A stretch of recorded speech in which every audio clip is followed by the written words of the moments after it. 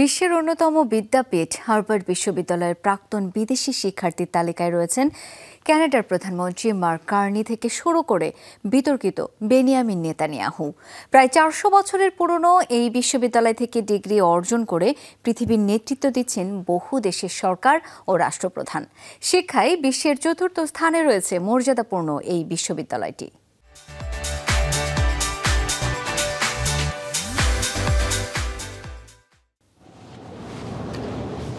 Harvard যুক্তরাষ্ট্রের ম্যাসাচুসেটসে প্রতিষ্ঠিত এই বিশ্ববিদ্যালয়টি আইভি লিগ বা বিশ্বের শ্রেষ্ঠ শিক্ষা প্রতিষ্ঠানগুলোর একটি, যার বয়স ৪০০ ছুঁই। কালের বিবর্তনে এই বিশ্ববিদ্যালয়ের প্রাঙ্গণ মুখরিত হয়েছে বহু রথী মহারথীর পদচারণায়। বিশ্বের শীর্ষ নেতা থেকে শুরু করে বহু দেশের বর্তমান ও সাবেক রাষ্ট্র ও সরকার প্রধান। কে নেই হার্ভার্ডের ডিগ্রিধারীদের তালিকায়, যাদের অনেকে এখনও অ্যালামনাই সদস্য? এ তালিকায় রয়েছেন কানাডার সাবেক প্রধানমন্ত্রী পিয়েরে ট্রুডো এবং বর্তমান সরকার প্রধান মার্ক কার্নি। মেক্সিকোর সাবেক দুই প্রেসিডেন্ট কার্লোস স্যালিনাস ও ফেলিপ কালদেরন রয়েছেন দীর্ঘ তালিকায়। বিশ্ববিদ্যালয়ের অ্যালামনাই কিন্তু এখনও সরকারে আসীন দক্ষিণ কোরিয়ার প্রধানমন্ত্রী হান ডাকসু। অবশ্য হার্ভার্ডের ডিগ্রি ঝুলিতে পুরেও বর্তমান বিশ্বের সবচেয়ে নিন্দিত ব্যক্তি বেনিয়ামিন নেতানিয়াহু।